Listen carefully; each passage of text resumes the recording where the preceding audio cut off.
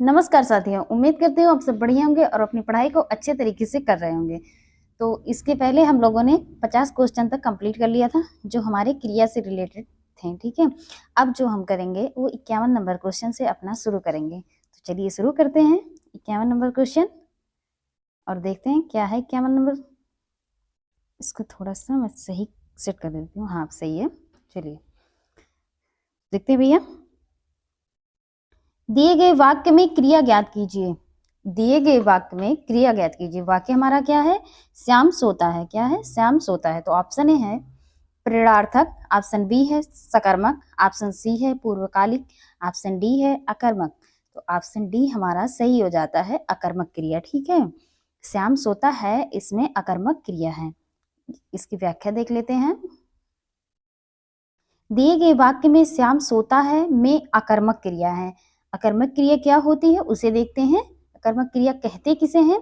जिस क्रिया का फल कर्ता पर पड़ता है, जिस क्रिया का फल कर्ता पर पड़ता है वह क्रिया अकर्मक क्रिया कहलाती है।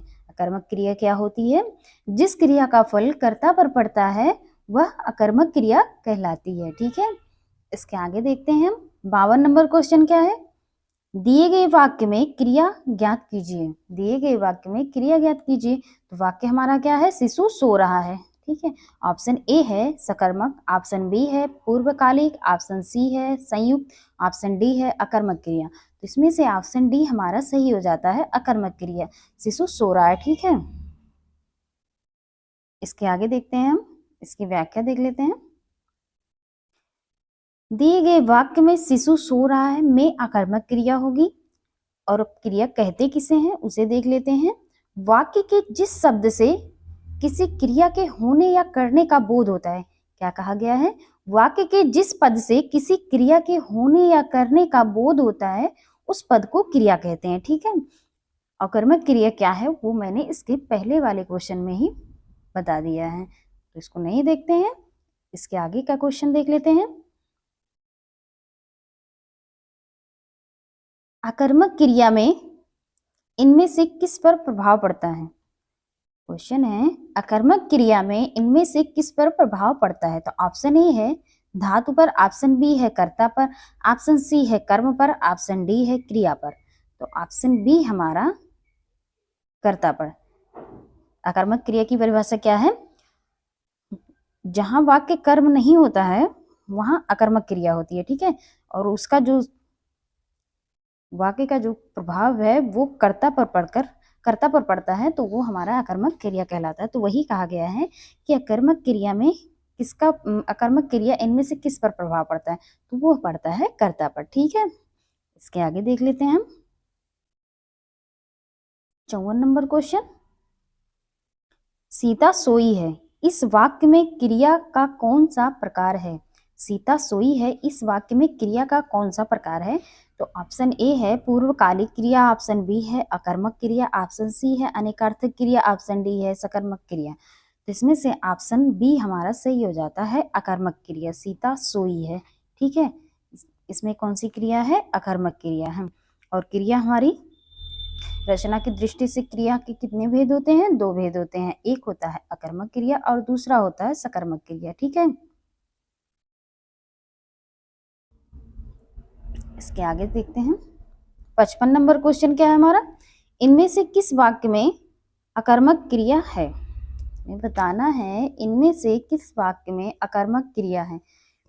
ऑप्शन ए है चालक गाड़ी चलाता है, ऑप्शन बी है माँ स्वेटर बुनती है, ऑप्शन सी है रामू खाना खा रहा है, ऑप्शन डी है श्याम हंसता है। तो इसमें से ऑप्शन डी हमारा सही हो जाता है, श्याम हंसता है। ठीक है, अकर्मक क्रिया क्या होती है? जिस क्रिया का फल स्वयं कर्ता पर पड़ता है वह अकर्मक क्रिया कहलाती है। तो ये जो हंसना है ये श्याम पर पड़ रहा है, तो इसका सारा प्रभाव जो है वो कर्ता पर पड़ रहा है। ठीक है, तो ये हमारा अकर्मक क्रिया हो जाता है। इसके आगे देखते हैं। 56 नंबर क्वेश्चन क्या है?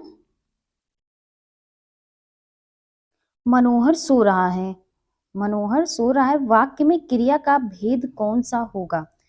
ऑप्शन ए है द्विअकर्मक क्रिया, ऑप्शन बी है प्रेरणार्थक क्रिया, ऑप्शन सी है द्विकर्मक क्रिया, ऑप्शन डी है सकर्मक क्रिया। इसमें से ऑप्शन ए हमारा सही हो जाता है अकर्मक क्रिया। ठीक है, मनोहर सो रहा है, इसमें अकर्मक क्रिया हो जाएगा। इसकी व्याख्या देख लेते हैं। मनोहर सो रहा है वाक्य में अकर्मक क्रिया का प्रयोग हुआ है। ठीक है, अब क्रिया देख लेते हैं। क्रिया किसे कहते हैं? जिन शब्द से किसी काम का करना या होना पाया जाए। क्या कहा गया? जिस शब्द से किसी काम का करना या होना पाया जाए उसे क्रिया कहते हैं। ठीक है, कर्म के आधार पर क्रिया के दो भेद होते हैं। कौन कौन से? एक तो होता है सकर्मक क्रिया और दूसरा होता है अकर्मक क्रिया। ठीक है, इसके आगे देख लेते हैं। जिस वाक्य में कर्म की अनुपस्थिति होती है तथा क्रिया का परिणाम स्वयं कर्ता पर पड़ता है, वही कहा गया है क्रिया का जो प्रभाव है वो कर्ता पर पड़ता है, तो वो हमारा अकर्मक क्रिया कहलाता है। ठीक है, इसके आगे 57 नंबर क्वेश्चन। राम हंसता है, इस वाक्य में क्रिया का कौन सा प्रकार है?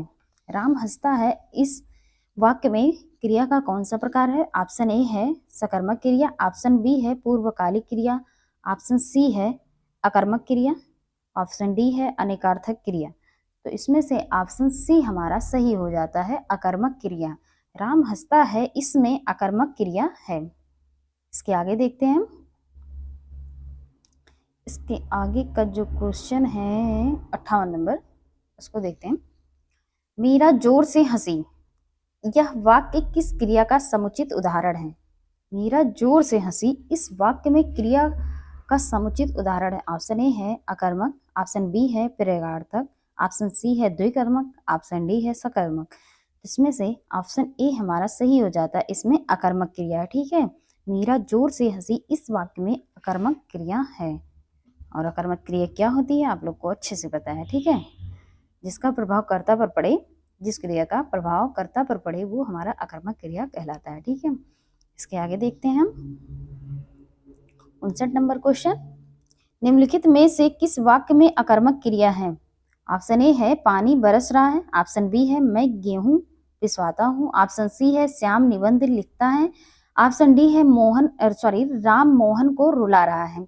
इसमें से ऑप्शन ए हमारा सही हो जाता है, पानी बरस रहा है। ठीक है, अब इसके आगे देख लेते हैं 60 नंबर क्वेश्चन। चिड़िया आकाश में उड़ रही है, इस वाक्य में उड़ रही क्रिया किस प्रकार की है?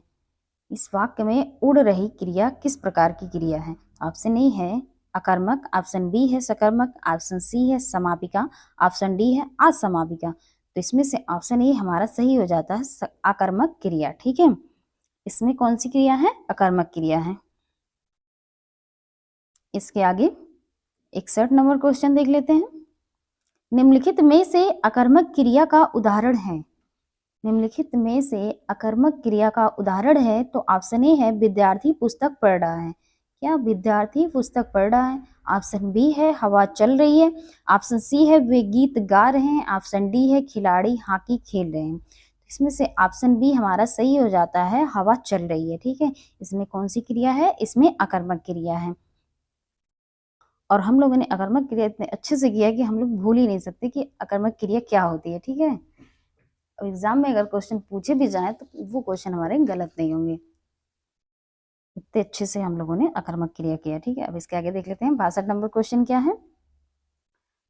निम्नलिखित वाक्यों में से एक में अकर्मक क्रिया है। ऑप्शन ए है लड़का खेलता है, ऑप्शन बी है बच्चे पढ़ते हैं, ऑप्शन सी है लड़की रोती है, ऑप्शन डी है किसान बोता है। तो ऑप्शन सी हमारा सही हो जाता है, लड़की रोती है। ठीक है, इसका सारा का सारा प्रभाव जो है क्रिया का वो कर्ता पर पड़ रहा है, तो इसमें अकर्मक क्रिया हो जाएगी। इसके आगे देख लेते हैं हम। अब तक अकर्मक क्रिया से रिलेटेड जो भी पीवाक्यूज थे उसको हम लोगों ने कंप्लीट किया। अब हम लोग जो करेंगे द्विकर्मक क्रिया से रिलेटेड जो भी हमारे पीवाक्यू हैं उनको हम कोड करेंगे। ठीक है, तो चलिए देखते हैं। 63 नंबर क्वेश्चन। निम्नलिखित वाक्य में क्रिया के भेद बताइए। वाक्य क्या है हमारा? किराएदार को मकान दिखाओ। ऑप्शन ए है द्विकर्मक, ऑप्शन बी है प्रेरणार्थक, ऑप्शन सी है संयुक्त, ऑप्शन डी है अकर्मक। तो इसमें से कौन सी क्रिया हो जाएगी? द्विकर्मक। ठीक है, इसमें कौन सी क्रिया हो जाएगी? द्विकर्मक क्रिया हो जाएगी। चलिए इसकी व्याख्या देख लेते हैं। दिए गए वाक्य किराएदार को मकान दिखाओ में द्विकर्मक क्रिया है। ठीक है, अब द्विकर्मक क्रिया क्या होती है उसे देखते हैं, किसे कहते किसे हैं द्विकर्मक क्रिया, उसे देखते हैं। जिस सकर्मक क्रिया का अर्थ स्पष्ट करने के लिए वाक्य में दो कर्म प्रयुक्त हुए हों उसे द्विकर्मक क्रिया कहते हैं। ठीक है, क्या कहा गया है? जिस सकर्मक क्रिया का अर्थ स्पष्ट करने के लिए वाक्य में दो कर्म प्रयुक्त हों उसे द्विकर्मक क्रिया कहते हैं। फिर से देख लेते हैं। जिस सकर्मक क्रिया का अर्थ स्पष्ट करने के लिए वाक्य में दो कर्म प्रयुक्त होते हैं उसे द्विकर्मक क्रिया कहते हैं। ठीक है, चलिए इसके आगे देखते हैं भैया।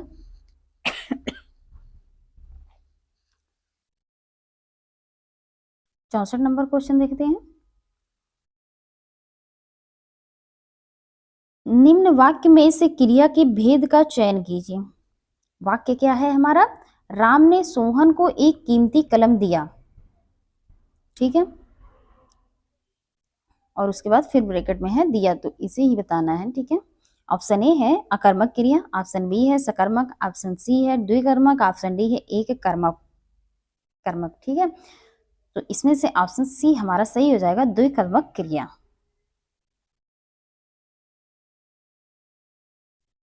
इसके आगे देख लेते हैं। मैं लड़के को वेद पढ़वाता हूं, इस वाक्य में कितने कर्म हैं? ऑप्शन ए है 1, ऑप्शन बी है 3, ऑप्शन सी है 2, ऑप्शन डी है 5। इसमें से ऑप्शन सी सही हो जाता है, इसमें 2 कर्म हैं। ठीक है, मैं लड़के को वेद पढ़वाता हूं, इस वाक्य में 2 कर्म हैं। और द्विकर्मक क्रिया कहते किसे हैं? जिन सकर्मक क्रियाओं में 2 कर्म होते हैं उन्हें द्विकर्मक क्रिया कहते हैं। ठीक है, इसमें जो लड़का है और वेद ये दोनों क्या है? कर्म है। ये दोनों जो है ये कर्म है। इसके आगे देखते हैं हम 66 नंबर क्वेश्चन। निम्नलिखित प्रश्न में 4 विकल्पों में से उस विकल्प का चयन करें जो क्रिया के भेद वाला सही विकल्प है। ठीक है, वाक्य क्या है? दीपा ने गाय को चारा खिलाया। दीपा ने गाय को चारा खिलाया। ऑप्शन ए है नाम धातु, ऑप्शन बी है द्विकर्मक क्रिया, ऑप्शन सी है प्रेरणार्थक क्रिया, ऑप्शन डी है कृदंत क्रिया। ठीक है, तो इसमें से ऑप्शन बी हमारा सही हो जाएगा, द्विकर्मक क्रिया। तो इसमें 2 कर्म हैं, इसीलिए इसे द्विकर्मक क्रिया कहा गया है। और वो 2 कर्म कौन कौन से हैं? एक तो गाय को, ठीक है, और दूसरा क्या है? चारा। यही हमारे 2 कर्म इस वाक्य में हो जाते हैं, गाय और चारा। इसके आगे देखते हैं हम द्विकर्मक रिलेटेड से क्वेश्चन हम लोगों ने कर लिया। अब हम जो करेंगे वो प्रेरणार्थक क्रिया से रिलेटेड करेंगे। ठीक है, चलिए देखते हैं इससे रिलेटेड क्वेश्चन। 67 नंबर क्वेश्चन देखेंगे। सरपंच ने गांव में तालाब बनवाया, वाक्य में कौन सी क्रिया है? सरपंच ने गांव में तालाब बनवाया, वाक्य में कौन सी क्रिया? ऑप्शन ए है प्रेरणार्थक क्रिया, ऑप्शन बी है कृदंत क्रिया, ऑप्शन सी है पूर्णकालिक क्रिया, ऑप्शन डी है संयुक्त क्रिया, और इसमें ऑप्शन ई भी है उपयुक्त में से कोई नहीं। तो इसमें से जो ऑप्शन सही हो जाएगा ऑप्शन ए। ऑप्शन ए हमारा सही हो जाएगा, प्रेरणार्थक क्रिया। ठीक है, प्रेरणार्थक क्रिया कहते किसे हैं उसे देख लेते हैं हम।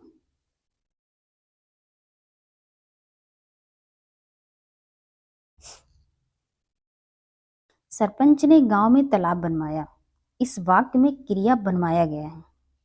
ठीक है, ये जो क्रिया है वो बनवाया गया है। ठीक है, जो प्रेरणार्थक क्रिया है, क्रिया के जिस रूप से हमें पता चले कि कर्ता कोई काम स्वयं ना करके किसी दूसरे के द्वारा करवाए, उसे कार्य के लिए प्रेरित करे, वह प्रेरणार्थक क्रिया कहलाता है।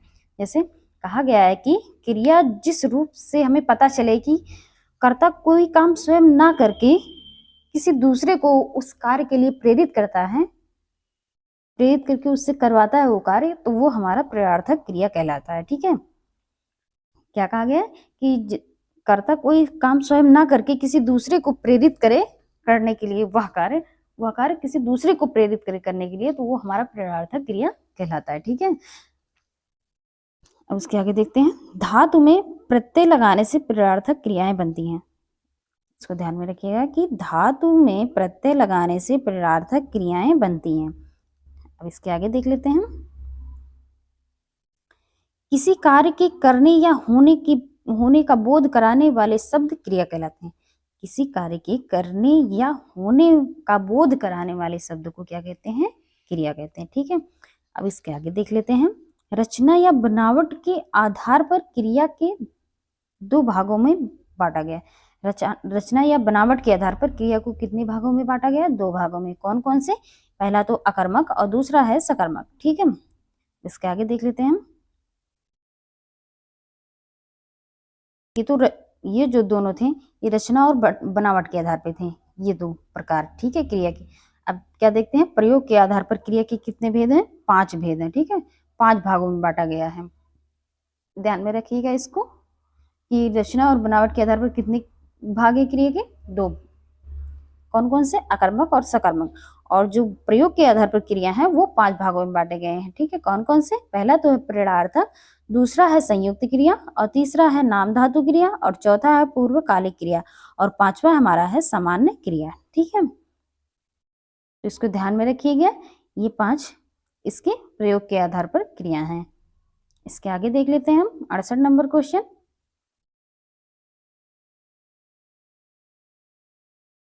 राधा ने पायल से चिट्ठी लिखवाई, इस वाक्य में कौन सी क्रिया है? ऑप्शन ए है प्रेरणार्थक, ऑप्शन बी है नाम धातु, ऑप्शन सी है संयुक्त क्रिया, ऑप्शन डी है पूर्वकालिक क्रिया। इसमें से ऑप्शन ए हमारा सही हो जाता है, प्रेरणार्थक क्रिया। राधा ने कार्य खुद ना कर पायल से करवाई, मतलब चिट्ठी खुद ना लिखी, पायल से लिखवाई, तो वो हमारा क्या हो जाता है? प्रेरणार्थक क्रिया हो जाता है। ठीक है, कर्ता स्वयं ना करके किसी अन्य को कार्य के लिए प्रेरित करता है, तो वो प्रेरणार्थक क्रिया कहलाता है। इसके आगे देख लेते हैं 69 नंबर क्वेश्चन। निम्न वाक्य में से क्रिया के भेद को चुने। निम्न वाक्य में से क्रिया के भेद को चुने, तो वाक्य हमारा क्या है? माँ ने बच्चों को बाहर भिजवाया। ठीक है, माँ ने बच्चों को बाहर भिजवाया, तो भिजवाया जो है इसमें कौन सी क्रिया है? तो पूछा है। ऑप्शन ए है अकर्मक, ऑप्शन बी है प्रेरणार्थक, ऑप्शन सी है सकर्मक, ऑप्शन डी है द्विकर्मक। इसमें से ऑप्शन बी हमारा जो है वो सही हो जाएगा, प्रेरणार्थक क्रिया। ठीक है, भिजवाया जो है वो हमारा प्रेरणार्थक क्रिया है। माँ जो है, ये माँ खुद ना करके किसी दूसरे से बच्चों को बाहर भिजवाया। ठीक है,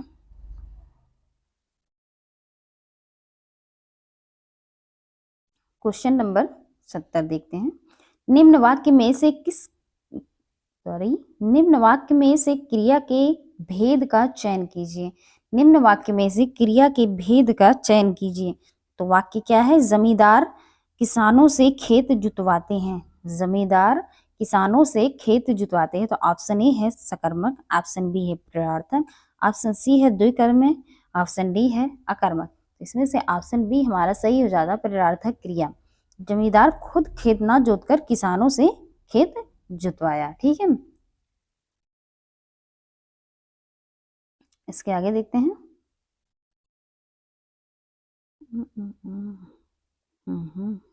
अब सही है। 71 नंबर क्वेश्चन अब देखते हैं। निम्न में प्रेरणार्थक क्रिया कौन सा है? ऑप्शन ए है जगाना, ऑप्शन बी है पढ़ना, ऑप्शन सी है बदलना, ऑप्शन डी है चलना। इसमें से ऑप्शन ए हमारा सही हो जाता है, जगाना जो है वो हमारा प्रेरणार्थक क्रिया है। ठीक है, जब कर्ता किसी कार्य को स्वयं ना करके किसी अन्य को कार्य करने की प्रेरणा दे या प्रेरित करे, वो हमारा प्रेरणार्थक क्रिया कहलाता है। ठीक है, इसके आगे देख लेते हैं।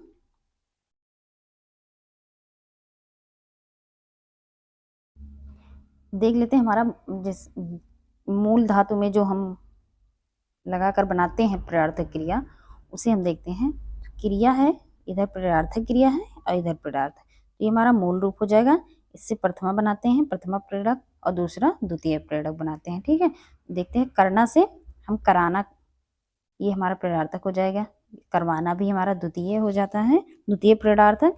इसके आगे दौड़ना, दौड़ाना, और भी बना सकते हैं, तो इसमें दौड़वाना। ठीक है, इसके आगे जागना, जगाना, जगवाना।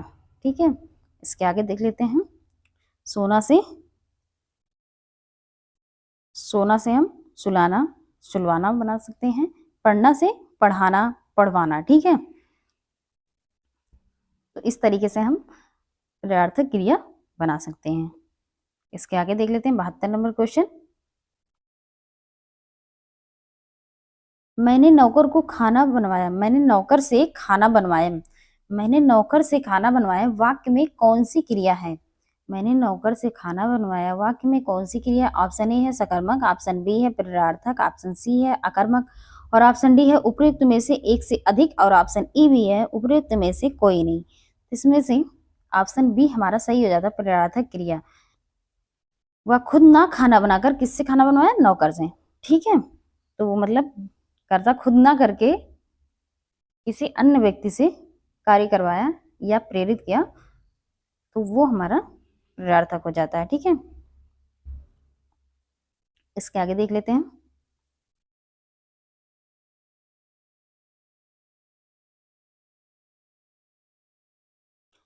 निम्नलिखित शब्दों में प्रेरणार्थक क्रिया है। ऑप्शन ए है चलना, ऑप्शन बी है दिलवाना, ऑप्शन सी है जीना और ऑप्शन डी है लिखना।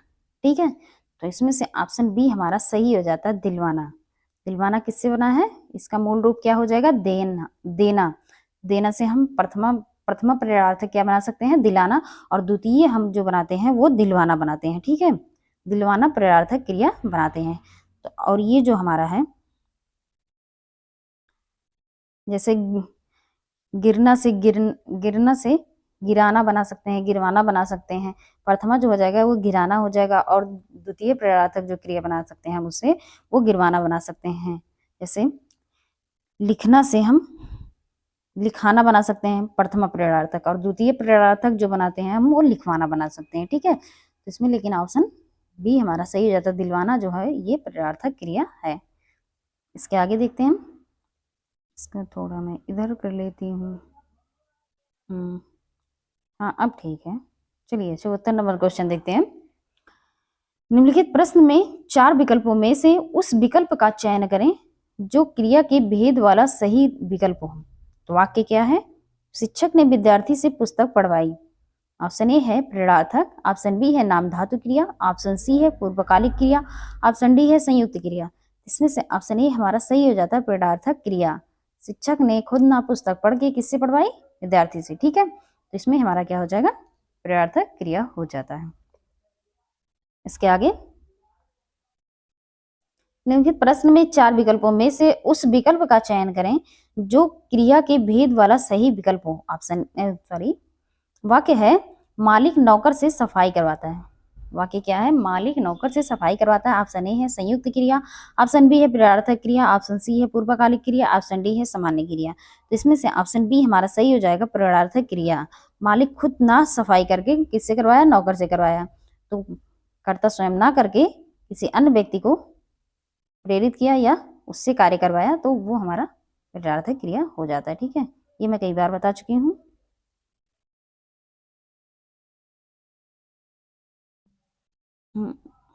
नीचे चला गया था।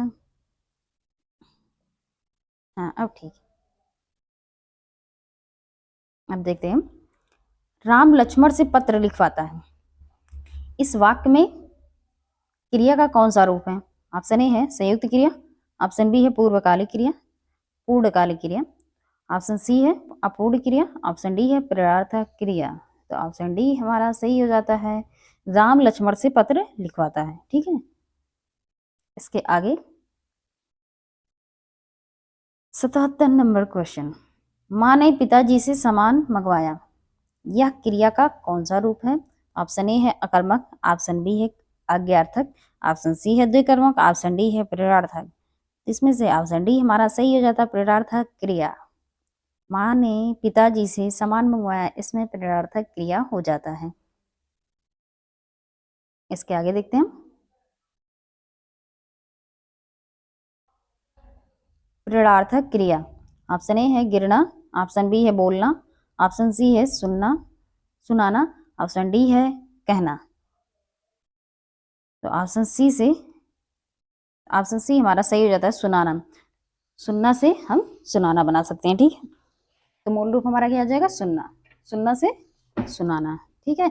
और इसका ये प्रथमा प्रेरणार्थक है, और द्वितीय अगर प्रेरणार्थक बनवाएं तो सुनवाना, ठीक है। द्वितीय प्रेरणार्थक क्या हो जाएगा, सुनवाना। इसके आगे 79 नंबर क्वेश्चन, यदि दौड़ना आकर्मक क्रिया है तो इसकी प्रेरणार्थक क्रिया क्या होगी, ठीक है। दौड़ना अगर आकर्मक क्रिया है तो इसकी प्रेरणार्थक क्रिया क्या होगी। ऑप्शन ए है दौड़वाना, ऑप्शन बी है रुकना, ऑप्शन सी है दौड़ाना, ऑप्शन डी है दौड़। तो इसमें ऑप्शन ए हमारा सही हो जाएगा, दौड़वाना। दौड़वाना हमारा आकर्मक क्रिया हो जाती है, ठीक है। सॉरी, प्रेरणार्थक क्रिया हो जाती है, दौड़ना तो हमारा आकर्मक क्रिया है। चलिए इसके आगे देख लेते हैं 80 नंबर क्वेश्चन, निम्न में प्रेरणार्थक क्रिया कौन सी है। ऑप्शन ए है उठना, ऑप्शन बी है उड़ना, ऑप्शन सी है दिलाना, ऑप्शन डी है चलना। तो इसमें से ऑप्शन सी हमारा है दिलाना, ये हमारा सही हो जाता है, ठीक है। इसमें हमारा प्रेरणार्थक क्रिया हो जाती है।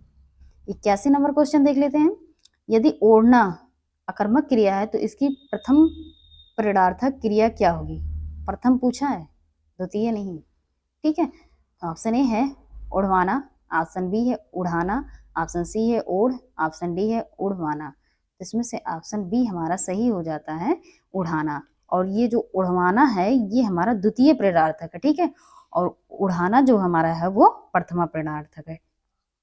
तो इसमें और इसमें कंफ्यूजन हो सकती है, इसलिए हमें ध्यान में रखना कि प्रथमा कौन है और द्वितीय कौन है, और क्वेश्चन में पूछा क्या गया है उस पर भी ध्यान रखेंगे। इस क्वेश्चन में पूछा था प्रेरणार्थक, प्रथम प्रेरणार्थक, ठीक है। तो प्रथम हमारा उड़ना हो जाएगा, और ये हमारा क्या है, द्वितीय, ठीक है। तो इसमें ऑप्शन बी हमारा, अरे क्या हो रहा है, इधर उधर हो जाता है। तो ऑप्शन बी हमारा सही हो जाता है, ठीक है। तो चलिए इसके आगे देख लेते हैं।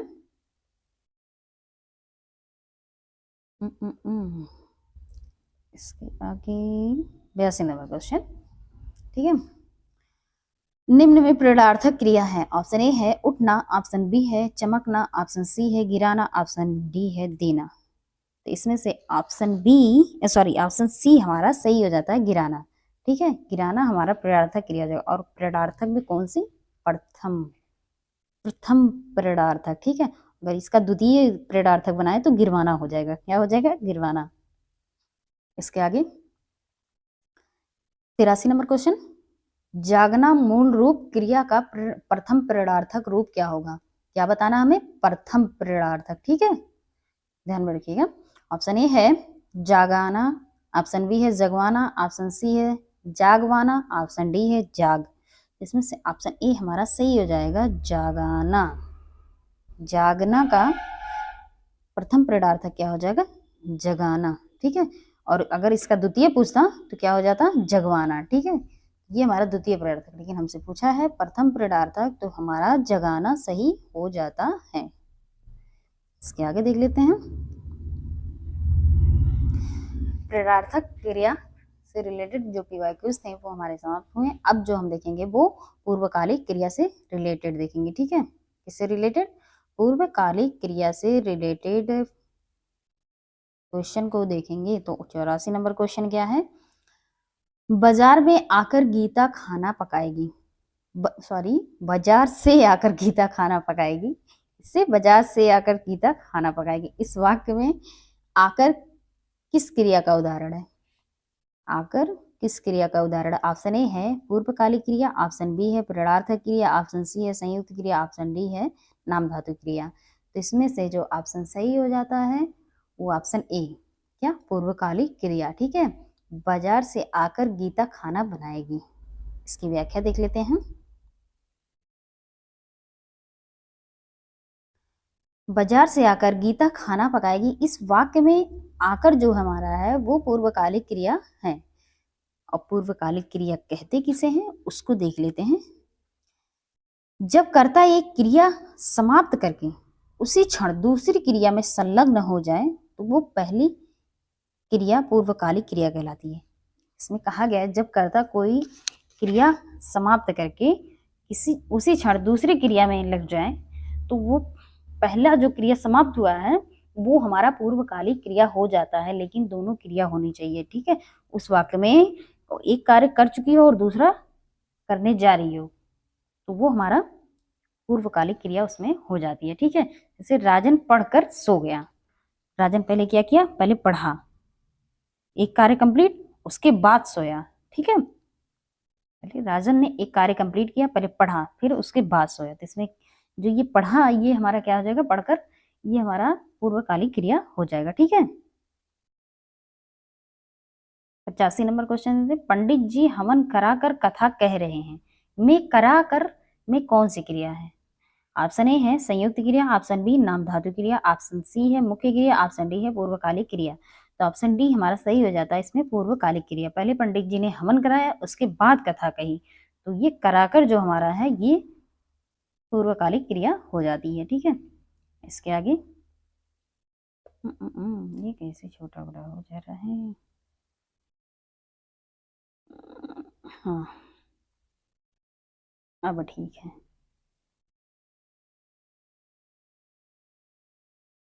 स्क्रीन टच हो जाती तो छोटा बड़ा हो जाता है उसी में। चलिए देखते हैं 86 नंबर क्वेश्चन क्या है, चोर उठ भागा, यह वाक्य किस क्रिया का उदाहरण है? चोर उठ भागा इस वाक्य में किस क्रिया का उदाहरण है? तो ऑप्शन ए है संयुक्त, ऑप्शन बी है अकर्मक, ऑप्शन सी है पूर्वकालिक, ऑप्शन डी है प्रेरणार्थक। इसमें से ऑप्शन सी हमारा सही हो जाता है पूर्वकालिक क्रिया। ठीक है, इसमें क्या है, पूर्वकालिक क्रिया।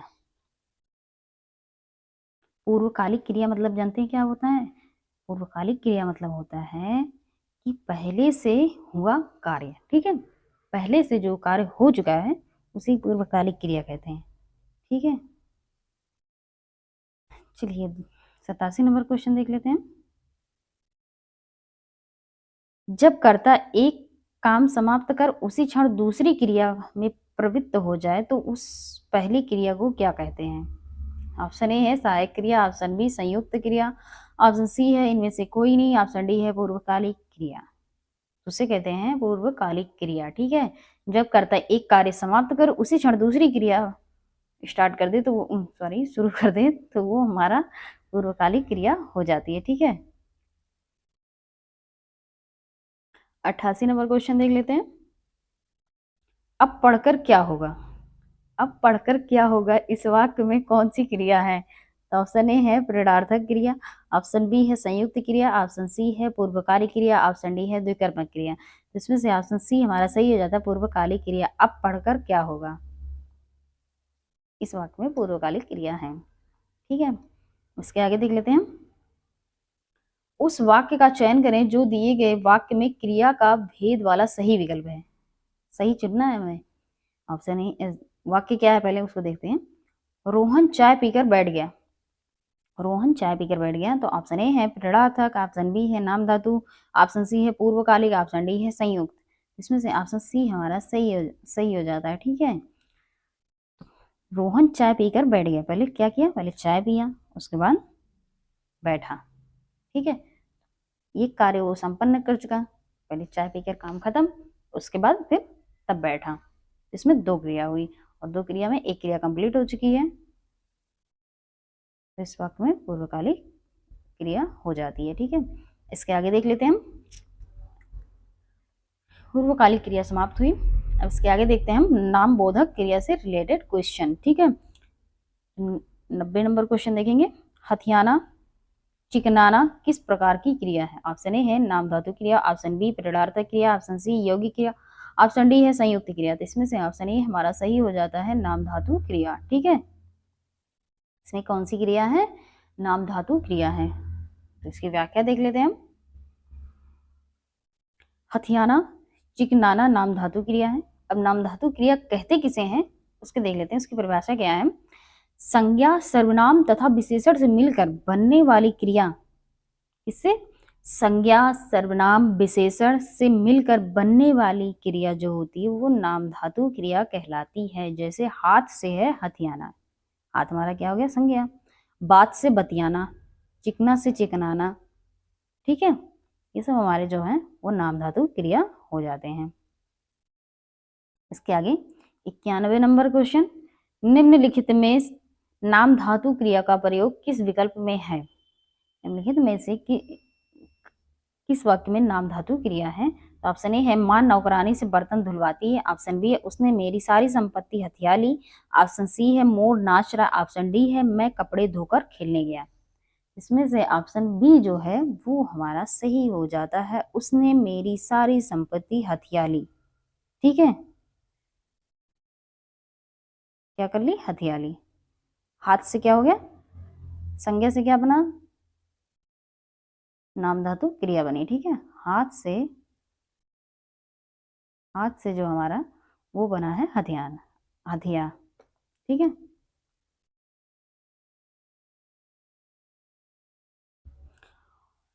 इसके आगे देख लेते हैं इसके व्याख्या। संज्ञा या विशेषण से बनने वाली धातु क्रिया को नाम धातु क्रिया कहते हैं। नाम धातु क्रिया किसे कहते हैं? संज्ञा या विशेषण से बनने वाली धातु क्रिया को नाम धातु क्रिया कहते हैं। जैसे हाथ से हथियाना, लात से लतियाना, गरम से गरमाना। ठीक है,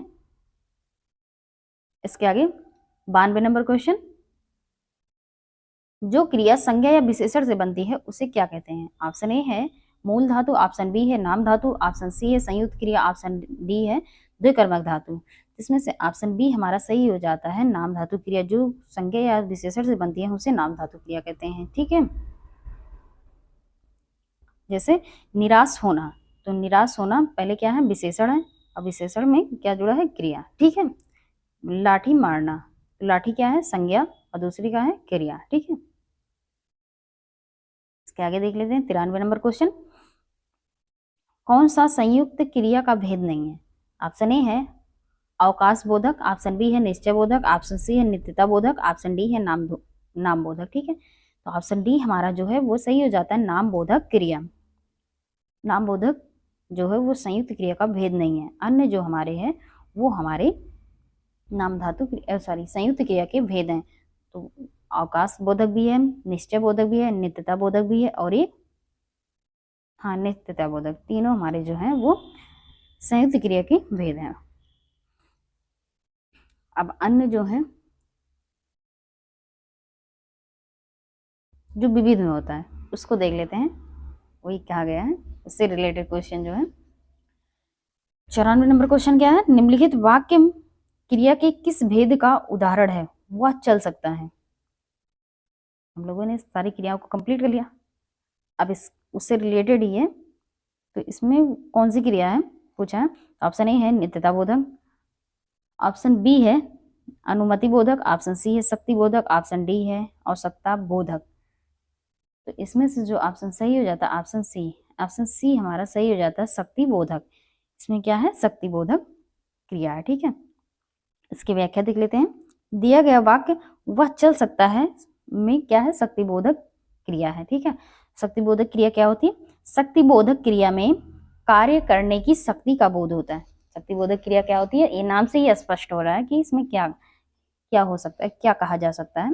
तो शक्ति बोधक क्रिया क्या होती है? शक्ति बोधक क्रिया में कार्य करने की शक्ति का बोध होता है, तो वो हमारा शक्ति बोधक क्रिया कहलाता है। ठीक है, इसके आगे देखते हैं।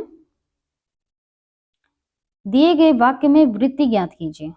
वाक्य क्या है? तुम्हें कार्य बिल्कुल नहीं मारेगी, तुम्हें कार बिल्कुल नहीं मिलेगी, तुम्हें कार्य बिल्कुल नहीं मिलेगी। वाक्य ये हमारा है कि तुम्हें कार्य बिल्कुल नहीं मिलेगी। ऑप्शन ए है निश्चयार्थक, ऑप्शन बी है अज्ञार्थक, ऑप्शन सी है सामर्थ्य सूचक, ऑप्शन डी है संकेतार्थक। तो इसमें ऑप्शन ए हमारा जो है वो सही हो जाएगा, निश्चयार्थक। ठीक है, इसमें कौन सी क्रिया है? निश्चयार्थक। तो निश्चयार्थक किसे कहते हैं? निश्चयार्थक वृत्ति कहते किसे हैं उसे देख लेते हैं। उसकी परिभाषा क्या होती है? क्रिया के जिस रूप से सत्य या असत्य की जांच की जा सकती हो, किसी क्रिया के जिस रूप से सत्य या असत्य की जांच की जा सकती हो वह क्रिया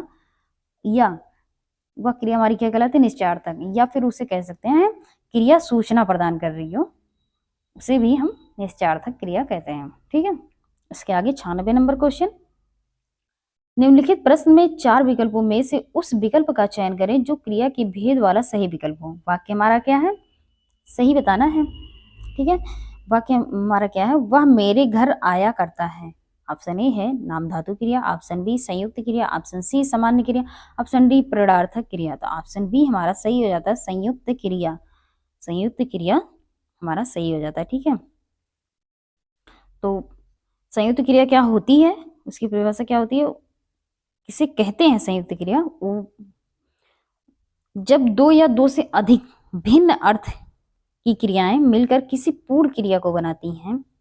क्या कहा गया है, जब दो या दो से अधिक भिन्न अर्थ की क्रियाएं मिलकर किसी पूर्ण क्रिया को बनाती हैं तो वो संयुक्त क्रिया कहलाती हैं। ठीक है, इसके आगे 97 नंबर क्वेश्चन, इनमें से किस वाक्य में सजातीय क्रिया का प्रयोग हुआ है। इनमें से किस वाक्य में सजातीय क्रिया का प्रयोग हुआ है, तो उसको देखते हैं हम। ऑप्शन ए है जीना एक कला है, ऑप्शन बी है पक्षी डाल पर चहचहाते हैं, ऑप्शन सी है वह अनेक बोलियां बोलता है, ऑप्शन डी है राम खेलकर चला गया। तो इसमें से ऑप्शन सी हमारा सही हो जाता है, वह अनेक बोलियां बोलता है। ठीक है, ये क्या है, सजातीय क्रिया है।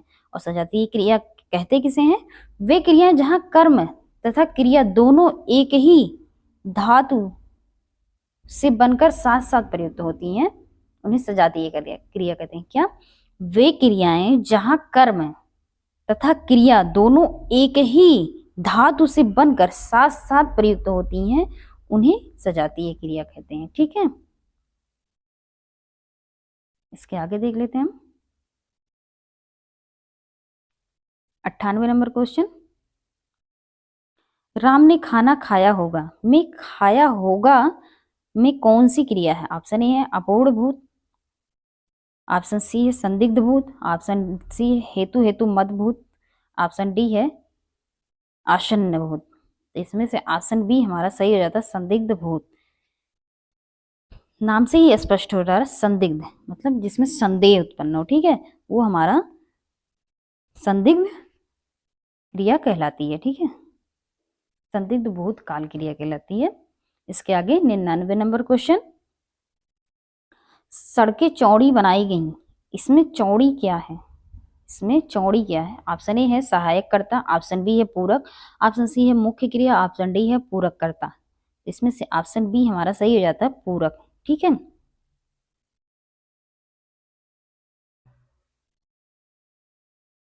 पूरक क्रिया क्या होती है, पूरक ऐसे शब्द होते हैं जो वाक्य में प्रयुक्त होकर वाक्य के अर्थ को पूर्णता प्रदान करें, वो हमारे क्या कहलाते हैं, पूरक क्रिया कहलाते हैं। ठीक है, क्या कहा गया, जो वाक्य में प्रयुक्त होकर वाक्य के अर्थ को पूर्णता प्रदान करे वो हमारा पूरक क्रिया कहलाता है। या जैसे देख, ये जो हमारे हैं सड़कें चौड़ी बनाई गई, ये हमारा जो चौड़ी है, सॉरी ये कैसे आ गया, अब ठीक है। तो चौड़ी जो हमारी है ये पूरक क्रिया को प्रदर्शित कर रही है। ठीक है, इसके आगे देख लेते हैं 100 नंबर क्वेश्चन, यानी 100 नंबर क्वेश्चन हम देखते हैं, और ये हमारा आज का लास्ट क्वेश्चन है। अब इसके आगे हम कल देखेंगे या फिर हमारा अगला चैप्टर हो सकता है स्टार्ट हो। ठीक है, देख लेते हैं 100 नंबर क्वेश्चन, निम्नलिखित प्रश्न में 4 विकल्पों में से उस विकल्प का चयन करें जो पक्ष के भेद का सही विकल्प हो। तो वाक्य क्या है, दीपा लगातार पढ़ाई करती थी इसलिए कक्षा में प्रथम आई। ठीक है, ऑप्शन ए है अभ्यास द्योतक पक्ष, ऑप्शन बी है नित्यादोधक दोधक दोधक पक्ष, ऑप्शन सी है प्रगति दोधक पक्ष, ऑप्शन डी है पूर्णता दोधक पक्ष। ठीक है, जिसमें ऑप्शन ए सही हो जाता है, अभ्यास दोधक पक्ष। इसकी व्याख्या देख लेते हैं,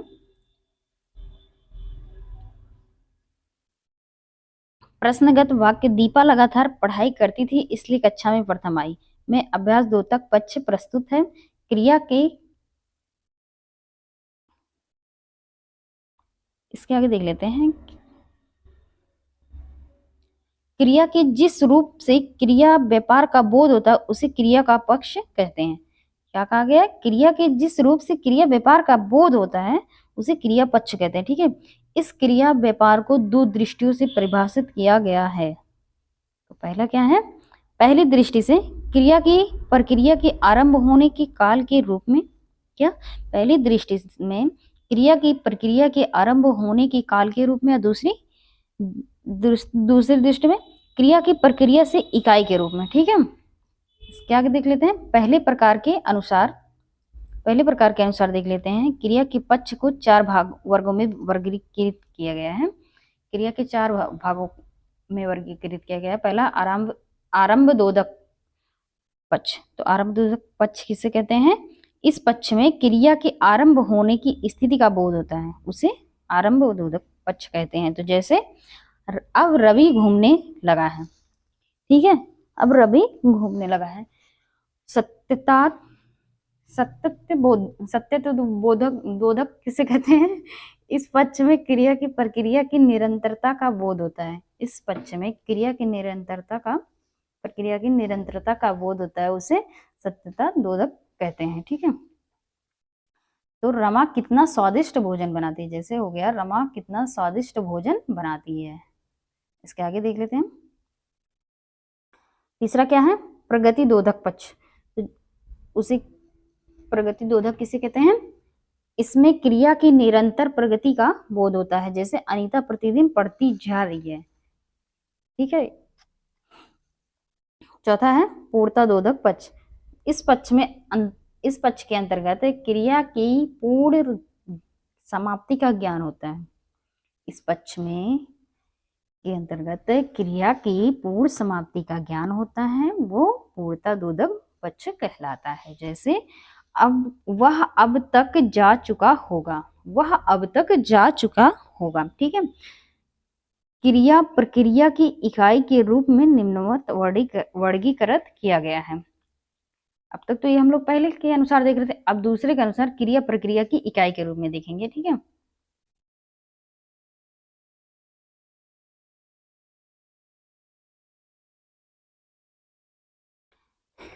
तो इसमें कितने हैं? 2 हैं। पहला है नित्यता बोधक और दूसरा अभ्यास बोधक। ठीक है, तो पहला देख लेते हैं। इस पक्ष के अंतर्गत क्रिया के अध्ययन का निश्चय नहीं हो पाता, अर्थात क्या क्रिया सदैव एक समान बनी रहती है, उसे नित्यता बोधक कहते हैं। ठीक है, तो जैसे क्या सूर्य के बाद ही चंद्रमा का उदय होता है। ठीक है, और दूसरा क्या है? अभ्यास दोधक पक्ष। तो इस पक्ष के अंतर्गत क्रिया की नैसर्गिक रूप से होने की सूचना प्रदान होती। जैसे दीपा लगातार पढ़ाई करती थी इसलिए कक्षा में प्रथम आई। ठीक है, तो आज के लिए इतना ही। अब इसके आगे कल कंटिन्यू करेंगे। Thank you so much.